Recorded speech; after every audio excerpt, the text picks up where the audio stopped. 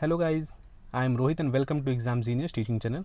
Guys, आज से UP special daily current affair की क्लास आपको प्रोवाइड कराई जाएंगी। आज 27 जुलाई की क्लास आपको प्रोवाइड कराई जा रही है। आपको पता होगा ये चैनल स्पेशली हम लोग टीचिंग एग्ज़ाम के लिए जो है लॉन्च किए हैं। तो आपको इस पे जो है मॉर्निंग में per day daily current affair की क्लास प्रोवाइड कराई जाएगी यूपी के लिए। बाकी अदर भी कोई इंपॉर्टेंट न्यूज़ अगर होती है तो वो भी आपको यहाँ पे प्रोवाइड करा दी जाएंगी। तो प्लीज़ आप लोग जो है क्लास को अटेंड करिएगा। देन एक बार टेलीग्राम चैनल पे जाके वहाँ से पीडीएफ डाउनलोड करके एक बार रिवाइज करके उसके एमसीक्यूज़ भी देख लीजिएगा। आपका जैसे डेली डेली करंट अफेयर आपका कवर होता चला जाए। बाकी एग्जाम जीनियस के टीचिंग के चैनल को आपको फॉलो करने के लिए आप इंस्टाग्राम भी फॉलो कर लीजिएगा, यूट्यूब भी फॉलो कर लीजिएगा, टेलीग्राम भी फॉलो कर लीजिएगा। ये तीनों चैनल का लिंक जो है आपको कमेंट सेक्शन और डिस्क्रिप्शन सेक्शन में मिल जाएगा। और इंस्टाग्राम इसलिए फॉलो करने के लिए मैं आपको कह रहा हूँ क्योंकि पर डे इस पर कुछ ना कुछ ऐसी पोस्ट डाली जाती हैं जो आप 1 मिनट के अंदर तुरंत इसको रिवाइज कर सकते हैं। यूट्यूब पे जो है आपकी डेली करंट अफेयर की क्लास जाएगी। देन आगे चल के हम लोग कुछ नया प्लान कर रहे हैं आपके लिए, अलग अलग सब्जेक्ट के लिए सिलेबस डिस्कस किया जाएगा। देन उसकी भी क्लासेस आपको प्रोवाइड कराई जाएंगी। टेलीग्राम चैनल आप पीडीएफ डाउनलोड करने के लिए प्लीज़ फॉलो कर लीजिएगा उसको, क्योंकि वो भी आपके लिए काफ़ी इंपॉर्टेंट है। ये अपना main YouTube channel, main Telegram channel है, प्लीज़ इसको भी आप फॉलो कर लीजिएगा। तो चलिए चलते हैं, हम लोग लेट ना करते हैं, आज का टॉपिक स्टार्ट करते हैं। मॉर्निंग में पर डे आपको क्लासेस ये मिल जाएंगी, 5 से 6 न्यूज या 7 न्यूज जो भी जैसा रहेगा वो आपको कवर कर दी जाएंगी अच्छे से, जिसमें स्टैटिक पार्ट भी ऐड किया जाएगा, तो आप भी उसको भी याद रखिएगा। और ऐसे हम लोग कंटिन्यू करते चलेंगे धीरे धीरे, 1 महीने 2 महीने जाते जाते आपका जो है करंट अफेयर काफ़ी अच्छा हो जाएगा। तो चलिए चलते हम लोग आज का टॉपिक स्टार्ट करते हैं। पहला ये है कि सारनाथ के प्राचीन बौद्ध स्थल को यूनेस्को विश्व धरोहर का दर्जा मिला है। तो ancient Buddhist site of Sarnath gets UNESCO world heritage status. तो चलते हैं इसका एक बार ओवरव्यू देख लेते हैं। तो यूनेस्को की जो 48वीं विश्व धरोहर समिति की बैठक थी, जो हुई कहाँ थी, आपकी कहाँ थी, बुसान दक्षिण कोरिया में हुई थी। उसे 25 जुलाई 2026 को सारनाथ के प्रसिद्ध बौद्ध स्थल को विश्व धरोहर सूची में शामिल किया है। इसके साथ ही यूनेस्को विश्व धरोहर की स्थल की संख्या जो है इंडिया में वो कितनी हो गई है, 45 हो गई। प्लीज़ इसको आप याद रखिएगा। अगले पॉइंट पे हम लोग चलते हैं। सारनाथ बौद्ध धर्म के 4 सबसे पवित्र तीर्थ स्थलों में से एक है। बोध गया में ज्ञान प्राप्त करने के बाद जब भगवान बुद्ध सारनाथ आए थे और यहाँ अपना पहला उपदेश दिया था, यहीं उन्होंने प्रथम बौद्ध संघ की स्थापना भी की थी, जिससे बौद्ध धर्म को प्रचार प्रसार की जो है यहाँ पे शुरुआत हुई थी। इसीलिए जो है इसको इतना इंपॉर्टेंट माना जाता है। अगले पॉइंट पे हम लोग चलते हैं, लास्ट पॉइंट इसका डिस्कस कर लेते हैं। सारनाथ ने यूनेस्को को जो है इसकी आउटस्टैंडिंग यूनिवर्सल वैल्यू OUV जिसे कहते हैं, यानी जो असाधारण वैश्विक महत्ता के कारण मान्यता जो है इसको दी गई है। अब इसमें देखेंगे है क्या, यहाँ पे धार्मिक स्तूप, चौखटी स्तूप, अशोक स्तंभ, विहार, मंदिर और तीसरी शताब्दी ईसा पूर्व जो 12वीं शताब्दी ईस्वी तक के जो पुरातात्विक अवशेष हैं वो अभी भी यहाँ पे सुरक्षित हैं। ठीक है, इसीलिए इसकी इतनी इंपॉर्टेंस है। तो इसको जो है यूनेस्को वर्ल्ड हेरिटेज साइट में शामिल किया गया है। इसके स्टैटिक पार्ट पे हम लोग आ जाते हैं। तो सारनाथ जो है आपका, इसके बारे में थोड़ा सा देख लेते हैं। जो यूपी के बच्चे हैं उनको तो ये दोनों पॉइंट पता होगा, बाकी और देख लेंगे। स्टेट जो है उत्तर प्रदेश, डिस्ट्रिक्ट है इसका वाराणसी है। इंसिडेंट नेम इसका क्या क्या क्या था, ऋषिपत्तम और मृगदाय। ठीक है, ये भी बहुत इंपॉर्टेंट नहीं है, ये मैं आपको स्टैटिक पार्ट इसमें ऐड करती हूँ जिससे थोड़ा सा आप कनेक्ट कर सकें नॉलेज को। तो आप इसको एक बार देखिएगा। ठीक है, आगे चलते हैं एक बार। इंडिया का यूनेस्को वर्ल्ड हेरिटेज में इंडिया में क्या क्या है। टोटल वर्ल्ड हेरिटेज साइट कितने हैं, 45, जिसमें कल्चरल 37 है एंड नेचुरल 7 है। ठीक है, मिक्स साइट 1 है। ठीक है, जो कंचनजंगा नेशनल पार्क है। ठीक है, इंडियन ग्लोबल रैंक क्या है, 6 है, ये भी आप इसको याद रखिएगा। एक चीज़ और याद रखिएगा, ये 45 था। 44 क्या है, भारत के मराठा सैन्य परिदृश्य हैं। 43 क्या है, मोईदाम है। 42 क्या है, होयसल के पवित्र समूह एंड 41 क्या है, शांति निकेतन। ठीक है, इस चारों को भी प्लीज़ एक बार इसको याद रखिएगा आप। अगले पॉइंट हम लोग चलते हैं। अगला पॉइंट आपका ये है, NSA Ajit Doval to be honoured with the Lokmanya Tilak national award. तो जो भारत के राष्ट्रीय सुरक्षा सलाहकार हैं, जो भारत के राष्ट्रीय सुरक्षा सलाहकार अजीत डोभाल को लोकमान तिलक राष्ट्रीय पुरस्कार 2026 के लिए चुना गया है। यह पुरस्कार उन व्यक्तियों को दिया जाता है जिन्होंने राष्ट्र निर्माण और देश की प्रगति में उल्लेखनीय जो है योगदान दिया रहता है, उनको यह अवार्ड दिया जाता है। अगले पॉइंट हम लोग चलेंगे। यह पुरस्कार जो है कब दिया जा रहा है, 1 अगस्त 2026 को पुणे में प्रदान किया जाएगा। और यह सम्मान हर वर्ष 1 अगस्त लोकमान बाल गंगाधर तिलक की तिथि के अवसर पे दिया जाता है और वर्ष 2026 में इनकी कौन सी पुण्यतिथि है, 106वीं पुण्यतिथि है। तो ये सब पॉइंट आप याद रखिए, जैसे क्वेश्चन ये पूछ सकता है कि लोकमान्य बाल गंगाधर तिलक की 106वीं पुण्यतिथि पे जो है किसको दिया गया था अवार्ड, या ये भी पूछ सकता है कि कौन सी पुण्यतिथि ये थी। अगले पॉइंट हम लोग चलते हैं। अजीत डोभाल को राष्ट्रीय सुरक्षा, आतंकवाद रोधी अभियान, खुफिया संचालन, गुप्त अभियानों के समीक्षा में उनके उत्कृष्ट योगदान के लिए जो है ये अवार्ड प्रोवाइड इनको किया जा रहा है। ठीक है, ये भी एक बार पॉइंट अपना याद रखिएगा। The award carries the memento, citation and cash prize 1 lakh रुपए। ठीक है, मतलब इसमें प्रशस्ति पत्र, स्मृति चिन्ह और 1 लाख की नगद राशि प्रदान की जाती है। स्टैटिक पार्ट में इसके आ जाएंगे, बहुत इंपॉर्टेंट नहीं है तो एक बार देख लीजिएगा। लोकमान्य तिलक अवार्ड जो है ये स्थापना इसकी 1983 में हुई। प्रेजेंटेड कब होता है, प्रेजेंटेड किसके द्वारा किया जाता है, तिलक स्मारक मंदिर ट्रस्ट पुणे के द्वारा दिया जाता है। वेन्यू क्या है, Pune Maharashtra. Presented on 1 August every year. Occasion death anniversary of Lokmanya बाल गंगाधर तिलक जी के दिया जाता है। ये चीज़ मैंने आपको बता ही दिया है। अगले पॉइंट हम लोग चलते हैं। अगला पॉइंट गाइस आपका ये है, Uttar Pradesh launches project Ganga for rural digital connectivity. तो जो आपकी उत्तर प्रदेश सरकार ने ग्रामीण क्षेत्रों में हाई स्पीड ब्रॉडबैंड इंटरनेट उपलब्ध कराने के लिए प्रोजेक्ट गंगा शुरू किया है। इसका मुख्य उद्देश्य यही है कि शहरी और ग्रामीण क्षेत्रों के बीच डिजिटल जो डिवाइड है, डिजिटल अंतर जो है उसको कम करना है तथा ग्रामीण लोगों को जो है डिजिटल सेवाओं से जोड़ना है। ठीक है गाइस, ये इसका मेन जो है मोटिव है। एक चीज़ और हम लोग देखेंगे, इसका जो प्रथम चरण है उसमें लगभग 20 लाख ग्रामीण परिवारों को हाई स्पीड इंटरनेट से जोड़ा जाएगा, जिससे डिजिटल समावेशन को बढ़ावा मिलेगा, डिजिटल इंक्लूजन को जो है वो बढ़ावा मिलेगा। ठीक है गाइस, अगले पॉइंट हम लोग इसके चलते हैं। शुरुआत में ये परियोजना कहाँ शुरू की जाएगी, शुरुआत में ये परियोजना 21 जिलों में लागू की जाएगी।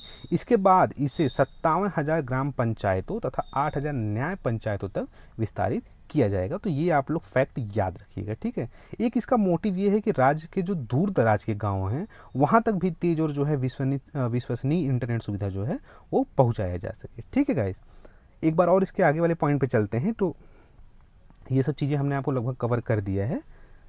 तो इस परियोजना के तहत लगभग 8,000 से 10,000 डिजिटल सर्विस प्रोवाइडर विकसित किए जाएंगे, जो गाँवों में इंटरनेट और डिजिटल सेवाएं जो है वो उपलब्ध कराएंगे।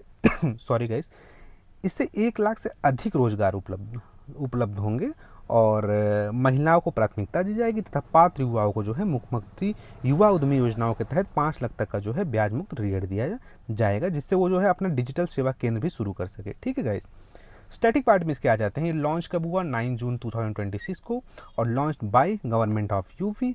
आपको ये सब तो पता ही होगा, मैंने एक बार ऐड कर दिया है ऐसे ही, जो बच्चे अदर स्टेट के हैं थोड़ा सा उनको कन्फ्यूजन रहता है तो एक बार वो देख सकते हैं। ठीक है गाइस, अगले हम लोग न्यूज़ पे चलते हैं। तो Jayaprakash Narayan bird sanctuary declared the India's 100 Ramsar site. ये थोड़ा पहले की न्यूज़ है, मुझे लगा एक बार आपको कवर कर देनी चाहिए तो मैं एक बार कवर कर रहा हूँ इसको। उत्तर प्रदेश के बलिया जिले में स्थित जो जयप्रकाश नारायण पक्षी विहार है वो भारत का 100वां रामसर स्थल घोषित किया गया है। ये भारत के आर्द्र भूमि संरक्षण क्षेत्र में एक बड़ी उपलब्धि है और इसके साथ ही भारत में लगभग 100 अंतर्राष्ट्रीय महत्व के रामसर स्थल हो गए हैं। ठीक है गाइस, अगले पॉइंट हम लोग चलते हैं। जो एक सुराहा ताल एक मीठे पानी की ऑक्सलो झील है। ऑक्सलो झील तब बनती है जब कोई नदी अपना मार्ग बदल देती है तथा उसका जो पुराना घोड़ों की नाल जैसा भाग जो है झील का रूप ले लेती है, उसको जो है हम क्या बोलते हैं, ऑक्सबो लेक बोलते हैं। ठीक है गाइस। अब एक चीज़ हम लोग, एक क्वेश्चन यहाँ उठता है कि व्हाट इज़ रामसर साइट। तो रामसर स्थल जो है एक ऐसी वेटलैंड होती है जहाँ रामसर कन्वेंशन के अंतर्गत राष्ट्रीय महत्व की मान्यता होती है। और जो है रामसर कन्वेंशन का मुख्य उद्देश्य क्या होता है कि आर्द्र भूमियों का संरक्षण तथा उनका जो है यूज़ करना, मतलब अच्छे तरीके से यूज़ करना, और सदस्य देश जो है अपनी महत्वपूर्ण जो है आर्द्र भूमियों को चिन्हित कर उनका जो है संरक्षण करते हैं। एक चीज़ और देख लेते हैं, इंपॉर्टेंस ऑफ वेटलैंड क्या है। इंपॉर्टेंस ऑफ वेटलैंड, तो जो इम्पॉर्टेंट ऑफ वेटलैंड्स ये होता है कि आर्द्र भूमियाँ जो कई महत्वपूर्ण कार्य करती है, जैसे जैव विविधता का संरक्षण हो रहा है, भूजल का पुनर्भरण हो रहा है, बाढ़ नियंत्रण हो रहा है और रिचार्ज ग्राउंड वाटर हो रहा है। ऐसे तो ये चीज़ें जो है इसमें बढ़िया होती हैं। ठीक है, अगले पॉइंट पे चलते हैं। भारत एशिया में सर्वाधिक रामसर स्थलों वाला देश बन गया है तथा विश्व में यूनाइटेड किंगडम और मैक्सिको के बाद तीसरे स्थान पर आता है। तो ये प्लीज़ याद रखिएगा, ये इंपॉर्टेंट पॉइंट आपके लिए है। रामसर स्थल पारिस्थितिक दृष्टि से महत्वपूर्ण आर्द्र भूमियाँ जिन्हें रामसर कन्वेंशन के तहत अंतर्राष्ट्रीय मान्यता प्राप्त की जाती है। ये चीज़ हमने आपको कवर कर दिया है। ठीक है, एक पॉइंट ये भी इंपॉर्टेंट है, प्लीज़ आप इसको याद रख लीजिएगा। भारत में सर्वाधिक रामसर स्थल कहाँ है? तमिलनाडु में है, और जबकि उत्तर प्रदेश कहाँ है? वो दूसरे नंबर पे आता है। ठीक है गाइस, ये देखिए हम स्टैटिक पार्टिस का बहुत अच्छा आपके लिए लेके आए हुए हैं। जैसे रामसर कन्वेंशन साइन कब हुआ था? 2 फरवरी 1971। Place of signing Ramsar Iran. और India become connecting party 1982। Contracting party India जो है इसका सदस्य कब बना था? 1982 में। वर्ल्ड वेटलैंड डे कब मनाया जाता है? 2 फरवरी को। और भारत में कितने टोटल हैं? 100 हैं। 100वां कौन सा है वो आपको पता है, उसी के बारे में हम लोग डिस्कस यहाँ कर रहे हैं। तो प्लीज़ एक बार इसको एक बार देख लीजिएगा आप लोग। ठीक है, अगले न्यूज़ पे हम लोग चलते हैं। तो अगला न्यूज़ अपना ये है कि उत्तर प्रदेश लॉन्चेज नवयुग पालिका योजना फॉर स्मॉलर टाउन्स।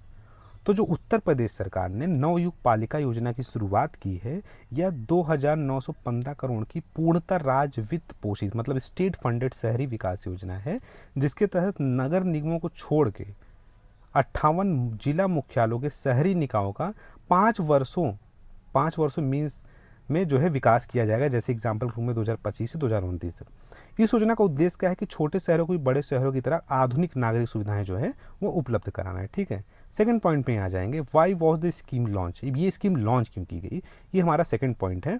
तो ये है कि योजना के जो है सरकार का उद्देश्य ये था कि स्मार्ट सिटी मिशन की जो है सफलता को टीयर सेकंड और टीयर थर्ड शहरों तक पहुंचाना है, जहां अभी बुनियादी शहरी सुविधाओं की भी कमी है।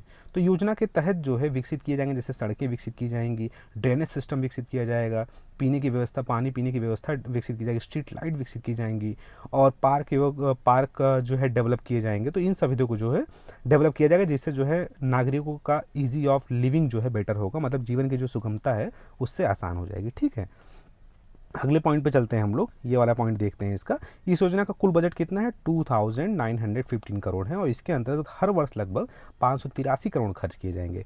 यह 100% राज्य सरकार द्वारा वित्त पोषित योजना है, अर्थात इसमें केंद्र सरकार की कोई भागीदारी नहीं है। ठीक है गाइस, इसका स्टैटिक पार्ट आप देखेंगे। स्कीम अप्रूव कब हुआ था? 23 मार्च 2026। टोटल आउटले कितना है? 2,915 करोड़। इम्प्लीमेंटेशन पीरियड क्या है? Financial year 2025-26 to financial year 2029-30। Governor आपको पता ही है कौन है? नंदीबेन पटेल जी हैं। ठीक है, अगले पॉइंट पे चलते हैं। ये आपको पता है, ये कल रात की ही न्यूज़ है, एकदम इंपॉर्टेंट पॉइंट है, प्लीज़ इसको याद रखिएगा। तो Mirabai Chanu wins India first gold at the Commonwealth Games 2026। तो जो मीराबाई चानू है, कॉमनवेल्थ गेम्स 2026 में महिला 48 किलोग्राम भारोत्तोलन स्पर्धा में स्वर्ण पदक जीतकर भारत का पहला गोल्ड मेडल दिलाया है। और यह प्रतियोगिता कहाँ हुई थी? कहाँ हुई है? ग्लासगो स्कॉटलैंड में आयोजित हो रही है। मीराबाई ने शानदार प्रदर्शन करते हुए प्रतियोगिता में दबदबा बनाया और कॉमनवेल्थ खेल में अपनी सफल परंपराओं को जारी रखते हुए करियर में एक और बड़ा अंतर्राष्ट्रीय खिताब इनके अपने जोड़ा है। ठीक है गाइज, तो ये चीज़ें जो है आपकी कवर हो गई। इसके स्टैटिक पार्ट में एक बार आ जाइए। कॉमनवेल्थ गेम फेडरेशन स्टैब्लिश कब हुआ था? 1930 में। CGF मुख्यालय कहाँ है? London United kingdom. मेजबान शहर ग्लासगो स्कॉटलैंड। मीराबाई चानू का शहर मणिपुर है, और खेल का है ये वेट लिफ्टिंग का इनका खेल है। एक चीज़ और देखेंगे, अभी तक फिलहाल आज की बात मैं कर रहा हूँ, 27 जुलाई तक जो है इंडिया के पास टोटल 4 मेडल आ चुके हैं। फर्स्ट, अब आप एक बार देख लीजिए, ब्रॉन्ज जो है मीनाबाई, कुछ मिस्टेक हुआ है क्या यहाँ पे? एक मिनट गाइस, हाँ यहाँ से ये पॉइंट आपका यहाँ गलत है, इसको मैं हटा दूंगा। मीराबाई चानू को जो है स्वर्ण पदक मिला है वेट लिफ्टिंग में। ऋषिकांत सिंह को भी रजत मेडल मिला है आपका वेट लिफ्टिंग में। एंड मथुपंडी राजा जो है उनको मिला है सिल्वर मेडल, कहाँ? वेट लिफ्टिंग में। एंड आगे आपको कौन है? झांडू कुमार जो है, जिनको जो है पैरा पावर लिफ्टिंग में ये भी मिला है इनको अवार्ड। कौन सा अवार्ड मिला है इनको? ब्रॉन्ज मेडल मिला है। ठीक है, तो ये 4 पॉइंट अभी 27 जुलाई तक जो है मिल गया है। बाकी आगे जो है और भी चीज़ें जो होंगी वो आपको ऐड इसमें कर दी जाएंगी। ठीक है, तो गाइज आज के सारे पॉइंट्स कवर हो जाते हैं। तो प्लीज़ एक बार इसको आप रिवाइज़ करिएगा, और पर डे क्लास आपको मॉर्निंग में प्रोवाइड की जाएंगी, और इसको पर डे कवर करते चलिए, इसको बैकलॉग मत करिएगा। क्लास लीजिए, उसके बाद तुरंत आप टेलीग्राम से जो है PDF डाउनलोड करके उसको एक बार रिवाइज़ कर लेंगे, तो आपका जो है डेली का करंट अफेयर कंप्लीट हो जाएगा। बाकी हम लोग मॉर्निंग में कल मिलते हैं, ऐसे चलता रहेगा। आगे भी अलग अलग सब्जेक्ट के लिए आपको डिस्कस किया जाएगा। BPSC भी आने वाला है, तो BPSC के लिए जो है TGT साइंस के लिए जो है पूरी क्लासेज आपको यहाँ प्रोवाइड की जाएंगी इस चैनल पर। मैं ही क्लास लूँगा अच्छे से, तो प्रिपरेशन अपनी आप कंटिन्यू रखिए। सुपर डेट भी आने वाला है, उसके भी अलग अलग सब्जेक्ट के लिए यहाँ पे जो है अपने चैनल पे लॉन्च किया जाएगा। अलग अलग सब्जेक्ट के टीचर को, आपको अच्छी अच्छी फैकल्टी अपने पास है धीरे धीरे। और बाकी आप मेन चैनल भी अपना फॉलो कर सकते हैं हम लोग का, वहाँ पे मॉर्निंग में डेली करंट अफेयर की क्लास भी कवर होती है, और अदर भी जो भी अपडेट है वो अपना टेलीग्राम पे आपको वहाँ प्रोवाइड किया जाता है। ठीक है फिर गाइस, मिलते हैं कल मॉर्निंग में। Thank you.